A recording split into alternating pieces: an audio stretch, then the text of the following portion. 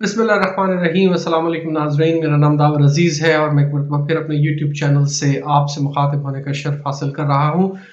नाज़रीन, इससे पहले कि आज के मौज़ूआत पर बात की जाए, मैं आपसे गुज़ारिश करूँगा एक मरतबा फिर कि मेरा चैनल अगर अभी अब तक आपने सब्सक्राइब नहीं किया तो सब्सक्राइब कर लीजिए और वीडियो लाइक्स एंड शेयर कीजिए अगर आप पसंद फरमाएँ, और बेल आइकॉन ज़रूर दबाइएगा ताकि आपको मेरा नोटिफिकेशन नई वीडियोज़ का मिलता रहे। 2 दिन के वक़्फ़े से हाज़िर हो रहा हूँ क्योंकि मैं कुछ ट्रैवल में था और कुछ दूसरे काम थे जिसकी वज़ह से बात नहीं कर पाया। सबसे पहले बात करूँगा न्यूज़ीलैंड के ख़िलाफ़ जो एक मौजज़ाना फ़तह पाकिस्तान को हासिल हुई है वर्ल्ड कप में। अच्छा शगुन है, अच्छी बात है। हालाँकि जो डीएलएस मेथड है, डकवर्थ लुईस स्टर्न मेथड, मैं इससे कुछ इतना एग्री नहीं करता। इसके अंदर बहुत सारे फ्लॉज़ हैं। इस मरतबा इसका फ़ायदा पाकिस्तान को पहुँच गया। कभी नुकसान होता है, कभी फ़ायदा होता है। बहरहाल इस पे फिर कभी बात कर लेंगे। तो कौम को ये फ़तह बहुत मुबारक हो।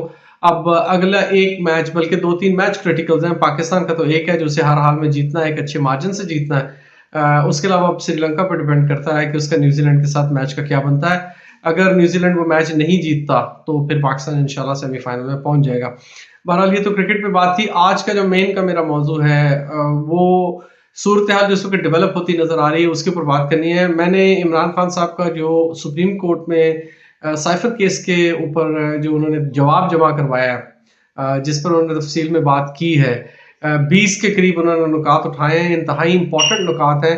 अगर आप उन नुकात को बनज़र ग़ायर देखें, बल्कि अगर उसका गहराई में जाके भी मुताला करें, तो आपको उसमें कोई ऐसा नुक्ता नहीं नज़र आएगा जिसे डिनाई किया जा सके अदालती सतह पर, दुनिया की किसी भी अदालत में। कहने का मतलब ये है कि अगर आप पाकिस्तान का आइन कुछ बेंच ऑफ जजेस के सामने दुनिया का कोई सा एक मुल्क सेलेक्ट कर लें, उसके जजेस का एक फुल बेंच बना दें, आधा बेंच बना दें, जो भी 10-5 जज रखने रख लें और पाकिस्तान का आइन उनके सामने रख दें। उन्होंने कहा कि इस आइन और इस कानून के मुताबिक जो ये इमरान खान ने दिफा पेश किया है, तो आप इस केस का फैसला करें। तो मैं नहीं समझता कि वो कोई भी दुनिया की अदालत, कोई भी दुनिया का जज इमरान खान के खिलाफ उसका फैसला देगा। 20 नुकात हैं, छोटे वीलॉग में उन्हें कवर करना बहुत मुश्किल होता है, लेकिन बहरहाल ये केस इस तरफ ही जाता नजर आ रहा है। वैसे ये पाकिस्तानी अदालतें हैं, इनका आप कुछ कह नहीं सकते। 140 में से 138वां नंबर है और जिस किस्म के फैसले उन्होंने अभी रिसेंटली दिए हैं माजी करीब में, उनको देखते हुए तो आप कुछ भी तवक्को कर सकते हैं। वो इमरान खान पर अगर दूसरी जंग अजीम छेड़ने का और दोनों पोल्स पर जो बर्फ पिघल रही है उसका इल्ज़ाम भी लगा दें, उसका मुकदमा भी कर दें, तो उससे कोई बईद नहीं है। तो जब जिसकी लाठी उसकी भैंस हो तो फिर वहां पे कानून नहीं होता, वहां पर फिर यही कुछ होता है। अभी देखते हैं कि क्या बनता है। बहरहाल अभी सूरत हाल कुछ वाज़ेह हो जाएगी अगले 3-4 दिनों में। देखते हैं कि उसके ऊपर अदालत क्या फैसला देने जा रही है। जो आमिर फारूक साहब supreme court high court Islamabad के चीफ जस्टिस हैं, उनकी अदालतों से फैसले उस पर वो जैसे कुड़क मल लेती है अंडों के ऊपर मुर्गी, तो उस तरह से वो कुड़क मल के बैठे हुए हैं और वो फैसले उन्होंने महफूज किए हुए हैं। एक आधा को सुनाते हैं, वो भी खिलाफ जाता है। 1.5-2 महीने के बाद फैसला आता है 2 सतर का और वो खिलाफ होता है इमरान खान के। तो 22 जज हैं, सीधी सी बात है। उनके कोई मफादात हैं, कुछ उन्होंने अपने अकाउंट का ख्याल रखना है, कंप्रोमाइज़ है, जो भी है, लेकिन उनके फैसले किसी भी सूरत में काबिल तहसीन नहीं किए जा सकते, कहे जा सकते। और ये पाकिस्तान की अदलिया पर मज़ीद कालक मल रहे हैं उसके चेहरे पर, जो आगे बहुत काला और दागदार हो चुका है, उस पर मज़ीद वो कालक मलते जा रहे हैं। नाज़रीन, 8 फरवरी के इंतखाबात के बारे में आखिरी में बात करूँगा। छोटा वीलॉग आज रखता हूँ, बाद में तफसील से बात कर लेंगे। 8 फरवरी के इंतखाबात के बारे में सिर्फ एक चीज़ ज़हन में रख लीजिए, अगर ये इंतखाबात होते हैं, जिसका इम्कान है काजी फायज ईसा साहब की इस बड़े सख्त किस्म के हुक्म के बाद कि ये किसी सूरत में ये राइटिंग इन स्टोन है, ये चेंज नहीं होगी डेट, तो लेट्स से कि अगर उन दिन में इंतखाबात हो जाते हैं तो आपने 2 चीज़ों को देखना है। एक तो ये कि पीटीआई के उम्मीदवारों को उठाकर अगवा कर कर गायब करवा कर सादा कपड़ों में खुफिया एजेंसी वाले, पुलिस वाले, एफआईए जिस तरीके से भी उन्हें डरा धमका के इन इंतखाबात के टिकट वापस करने पर मजबूर किया गया, तो आप समझ लें कि इंतखाबात फ्री एंड फेयर नहीं होंगे। इम्कान भी इसका नजर आ रहा है कि ऐसे होगा क्योंकि ये काम शुरू हो गया है। फवाद चौधरी, जिसका ताल्लुक अब पीपल्स पाकिस्तान तहरीक इंसाफ से तो नहीं रहा, लेकिन उसे दोबारा गिरफ्तार किया गया एक और मुकदमे में, एक ओछे मुकदमे में, बिल्कुल बेसरोपा मुकदमे में, उस पर प्रेशराइज करने के लिए, क्योंकि वो पीपल्स पार्टी का, माफ कीजिएगा, पीटीआई का स्पोक्स पर्सन रहा है और उस स्पोक्स पर्सन होने की वजह से उसकी बड़ी अहमियत थी और वो अच्छा बोल लेता था। तो उसकी उसी काबिलियत को पीटीआई के खिलाफ इस्तेमाल करने के लिए उसको प्रेशराइज किया जा रहा है कि आप बयान दें पीटीआई के खिलाफ। अब देखते हैं कि वो बयान देता है या नहीं, लेकिन बहरहाल दोबारा जो उस पर उठा लिया गया, उसको पकड़ लिया गया, तो ये अब दोबारा एक नए क्रैकडाउन का आगाज हो सकता है तमाम उन लीडरान के खिलाफ जो पीटीआई छोड़ चुके हैं या सियासत छोड़ चुके हैं या किसी दूसरी पार्टी में भी चले गए हैं। अगर वो कंपनी बहादुर की मर्जी के मुताबिक काम नहीं करेंगे तो उम्मीद है कि वो इस किस्म के हालात से भी मजीद गुजरेंगे, उनको हालात की संगीनी का अंदाजा आगे जाके होगा। पीटीआई के टिकट होल्डर्स के साथ क्या सलूक होता है, आपने इस पर नजर रखनी है। और दूसरी बात, आपने एक काम और करना है कि पीटीआई का टिकट जिससे भी दिया जाए, अगर पीटीआई इंतखाबात में रहती है, जिसका मजीद इम्कान पैदा हो गया कि रहेगी इंशाल्लाह, उम्मीदवार हो सकता है आपके लिए आप उन्हें जानते ना हो, आप उन्हें पहचानते ना हो, को मुरवजा जिन तरीकों को इस्तेमाल करके कैंडिडेट सेलेक्ट किए जाते हैं, इलेक्टेबल्स, इस तरह का कोई नाम आपके सामने आपके हल्के में ना आए। लेकिन एक बात याद रखिएगा कि पीटीआई का टिकट होल्डर उम्मीदवार सिर्फ उसी सूरत में जीत पाएगा, धांधली ज़्यादा इलेक्शन भी, कि अगर आप बड़ी तादाद में बाहर निकल के वोट डालेंगे। अगर आप बाहर निकलेंगे, अपने वोट का इस्तेमाल करेंगे, तो याद रखिएगा कि हर हल्के में थोड़े बहुत फर्क के साथ 5, 7, 10%, इससे ज्यादा वोटों में रद्दोबदल हेर फेर नहीं हो सकता। यानी कि अगर मिसाल के तौर पर अगर 1 लाख वोट कास्ट हुआ है तो उसमें से 5 से 10 हजार के दरमियान एक फिगर होती है जिसे आगे पीछे करके उम्मीदवार को हरवाया और जितवाया जाता है।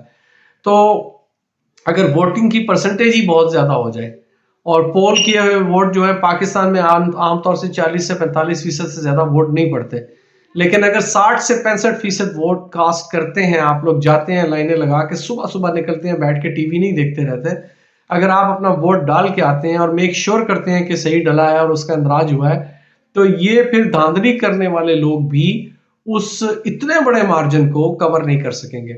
लामहला उनको तमाम हीला साजियों बहानों के बावजूद भी पीटीआई के उम्मीदवार की फतह का ऐलान करना पड़ेगा, और यही असल मकसद है। उम्मीदवार कोई भी हो, अगर वो पीटीआई का टिकट होल्डर है, बल्ले के निशान पर है, पीटीआई का बंदा है, तो आपने उसे वोट देना है। वोट दे के आपने इस पार्टी को जिताना है। मैं पीटीआई के लिए बात इसलिए कर रहा हूं कि मेरी नजर में कोई और पार्टी या कोई और सियासतदान, कोई उम्मीदवार इस काबिल नहीं है कि उसे अपना कीमती वोट दिया जाए। ये सब चले हुए कारतूस हैं, आजमाए हुए नुस्खे हैं, ये पुराने बुढ़े कुक्कड़ जिसे पंजाबी में कहते हैं, बूढ़े मुर्गे, ये चौंचे नहीं लड़ा सकते, ये कुछ नहीं कर सकते। ये सिर्फ और सिर्फ अपनी औलाद को अब पाकिस्तान की सियासत में इंडक्ट करने के लिए पाकिस्तान आए हैं। इनकी दौलत बाहर है, हराम का पैसा बाहर है, माल बाहर है, जो कुछ इन्होंने बनाया, नजायज पैसा कमाया, कमीशनों से, रिश्वतों से, किकबैक से खाया, अपनी कंपनियां बाहर से रजिस्टर करवा के फ्रंट मैनों के जरिए जो बिजली के पैसे इन्होंने खाए हैं, जो पाकिस्तान में आईपीपीस के जरिए से इन्होंने अरबों खरबों रुपया बनाया, वो सब बाहर पड़ा हुआ है। ये अपनी आखिरी उम्र में अपनी हराम की दौलत एंजॉय करने के लिए इन्हें बाहर होना चाहिए। लेकिन अब ये खानदानी विरासत के तौर पे हुकूमत भी अपने बच्चों में देने के लिए या उनको इंडक्ट करने के लिए अब ये पाकिस्तान में है इस वक्त। आपने अगर इनको नाकाम बनाना है तो उसका तरीका सिर्फ और सिर्फ एक यही है कि आप पूरी ताकत के साथ बाहर निकलें और वोट डालें, और मेक श्योर करें कि आपका वोट कास्ट हुआ है, सही कास्ट हुआ है, और वो काउंटिंग में आएगा इंशाल्लाह। तो इस तरीके से आप तमाम जितनी अशराफिया, बदमाशिया, जो कुछ भी है, पॉलिटिशियंस हैं, ब्यूरोक्रेट्स हैं, कंपनी बहादुर है, जो कोई भी है, जागीरदार, सियासतदान, वडेरे, इन सब के चालों का तोड़ एक ही आपके पास है। वोट वाले दिन निकलें, इलेक्शन वाले दिन निकलें, मेक श्योर करें कि आपका वोट कास्ट हो। बहुत बड़ा फर्क पड़ता है इससे। आज के लिए मैं सिर्फ इतनी बात करूंगा, एक दो टॉपिक्स और हैं। हाँ, चलते हुए मुझे याद आया, बहुत सारे अहबाब ने मुझसे बात की है कि तुमने कभी गजा पर, फलस्तीन की जो सूरत हाल है उस पर वीलॉग क्यों नहीं किया। देखिए, उस दो वजूहत हैं उसकी। पहली बात तो ये है कि मैं बगैर तैयारी के कोई काम नहीं करता, और मेरी स्टडी है इस सब्जेक्ट के ऊपर, और मैं अपने नोट्स जरा रीडिफाइन कर रहा हूँ, और फिर मैं सीरीज ऑफ वीलॉग्स करूंगा, आपको ये समझाऊंगा कि फलस्तीन का असल मसला है क्या, अरबों और इसराइल के दरमियान मसला किस चीज के ऊपर है, और किस तरह से अहले यहूद का ये दावा बिल्कुल सरासर बेसरोपार गलत है कि जी ये अर्ज़ मुकद्दस उनको दे दी गई है और वो इसके मालिक बन चुके हैं, उनके नाम अराजी मुंतकिल कर दिया अल्लाह मियां ने। ये दावा उनकी अपनी किताब तौरात की नज़र में कैसे गलत है, ये मैं तौरात से ही साबित करूंगा इंशाल्लाह। किसी और जगह जाने की जरूरत ही नहीं पड़ेगी। तो ये जो बड़ी एक शोर मचाया जाता है कि अर्ज़ मुकद्दस जो है ये प्रॉमिस्ड लैंड है, ये वादा की गई ज़मीन है जो हमें खुदा ने दी हमारी किताब में, तो उसका भी ज़रा पोस्टमार्टम करूंगा। मेरी स्टडी है, मैं कंपैरेटिव रिलीजन तकाबले अदियान का स्टूडेंट हूँ पिछले 33 साल से तकरीबन। इस बारे में मेरी बहुत स्टडी है और मैं आपके साथ वो शेयर करूंगा, लेकिन उसके लिए थोड़ा आप सब्र कर लीजिए। गजा के मुसलमानों के साथ जो कुछ हो रहा है, पूरी दुनिया के मुसलमानों अवाम की हमदर्दी उनके साथ है। हुक्मरान बेहिस हैं, बेगैरत हुक्मरान हैं, और कोई हुक्मरान कोई ख़ास कोई इक्का दुक्का के अलावा आप देख लें कि अगर सिर्फ कतर और मिडल ईस्ट जो यूएई है और तुर्की, अगर ये सिर्फ इनकी गैस और ऑयल बंद कर दें, एक हफ्ता नहीं गुजरेगा ये घुटनों के ऊपर झुक के आपसे माफी मांगेगा इसराइल, लेकिन नहीं जाएंगे उस तरफ। उर्दगान भी नहीं जाएगा। अवाम में वो कुछ कहता है, पसे पर्दा उसकी पॉलिसियां कुछ और है। तो इस पर इंशाल्लाह तफसील से बात करेंगे। तब तक के लिए अपना बहुत ख्याल रखिए, मुझे अपनी दुआ में याद रखिए। मैं आपके लिए दुआगो हूँ। पाकिस्तान हमेशा जिंदाबाद।